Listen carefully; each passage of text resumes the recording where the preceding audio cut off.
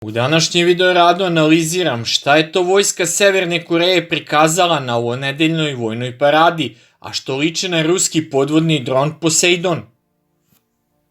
Naime, Severna Koreja je u četvrtak uveče održala vojnu paradu u Pjongjangu, na kojoj je prikazala novi podvodni objekat kojim se upravlja bez posade i koji je nazvala najmoćnijim oružjem na svetu. Dok su nove bespilotne letelice takođe bile među najvažnijim delovima parade, podvodni dron sugeriše da Severna Koreja nastavlja da traži nova sredstva za isporuku nuklearnih bojevih glava, dok proširuje svoje ambicije za uvećanje svog strateškog oružja. Ogroman novi podvodni dron navodno se zove Haeil. Specijalizovani sajt NK News sa sedištem u Seulu izvestio je da je nova bespilotna letelica podvodno vozilo bez posade sa nuklearnim oružjem za koje se tvrdi da bi moglo da izazove radioaktivni tsunami. Ovaj podvodni dron se može kretati autonomno i čak može da bude preusmeren ili da se njegova misija prekine nakon i u toku same misije. Sposobnost novog severnokorejskog podvodnog drona ostaje obavijena velom misterije, ali se smatra da je njegova ključna snaga sposobnost da deluje na velikim dubinama i velikom brzinom pod vodom, što ga čini teškim za presretanje. U međuvremenu, severnokorejski državni mediji izvestili su da je ta zemlja već testirala svoj podvodni nuklearni napad dronom. Tokom testiranja sistema podvodnog strateškog oružja koje je trajalo od 4. do 7. aprila, državni medij KCNA je rekao da je dron menjao kurs i pod vodom prešao 1000 km tokom 71 sata i 6 minuta plovidbe i da je uspešno pogodio simuliranu metu. Test je savršeno dokazao pouzdanost sistema podvodnog strateškog naoružanja i njegovu fatalnu sposobnost napada, rekla je televizija KCNA. Misteriozno podvodno vozilo bez posade je na različite načine identifikovano kao dron za nuklearni napad, podvodno vozilo bez posade, UUV, ili nuklearno torpedo dugog dometa i duge plovidbene istrajnosti. Iako ostaje nejasno kako ga je najbolje opisati, većina njegovih karakteristika je još uvijek nejasna, dok se svi posmatrači slažu da je predviđeno da nosi nuklearnu bojevu glavu.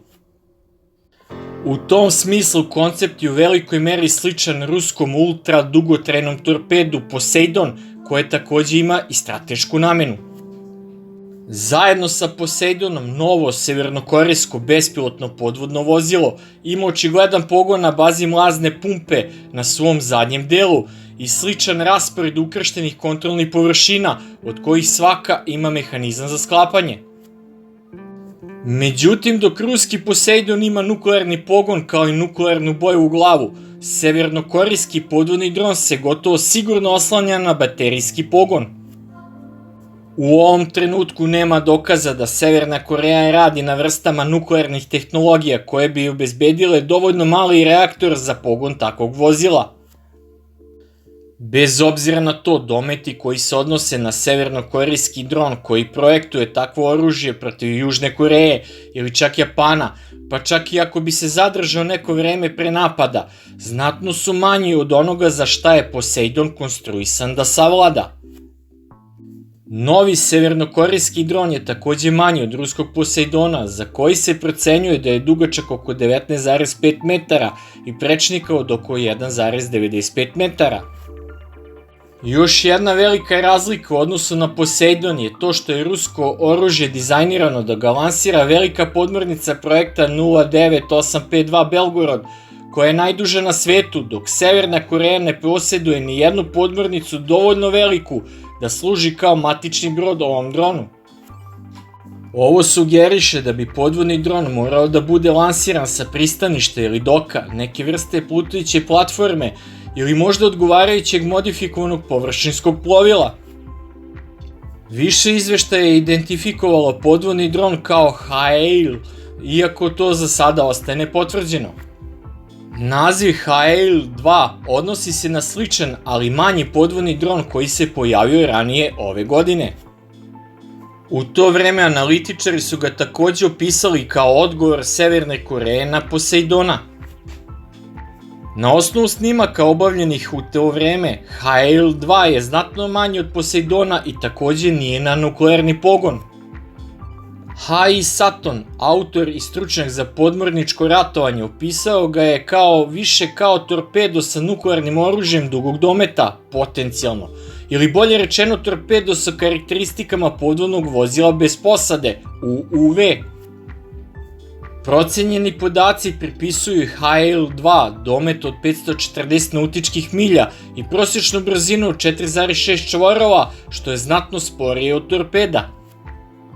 Prijavljena je operativna dubina od 78 do 100 metara, iako su slike pokazale da deluje na površini mora. Novi podvodni dron koji se ove nedelje pojavio u Pjongjangu ima niz sličnosti sa HAL-2. Međutim, ranije prikazano bespilotno podvodno vozilo ima drugačiji zadnji deo, bez očiglednih kontrolnih peraja i manje je od ovog novog drona. Ako je, kako se očekivalo, opremljen nuklearnom bojom glavom, takođe se čini verovatnim da je novo podvodno bespilotno vozilo prvenstveno namenjeno da pogodi slične vrste ciljeva kao ruski Poseidon, odnosno obalne instalacije protivnika koje bi mogao da pogodi bez upozorenja. Na takav način mogao bi se koristiti za zadavanje odlučujućeg udarca brodovima južnokorejske ratne mornarice pre nego što dobiju priliku da izađu na otvoreno more.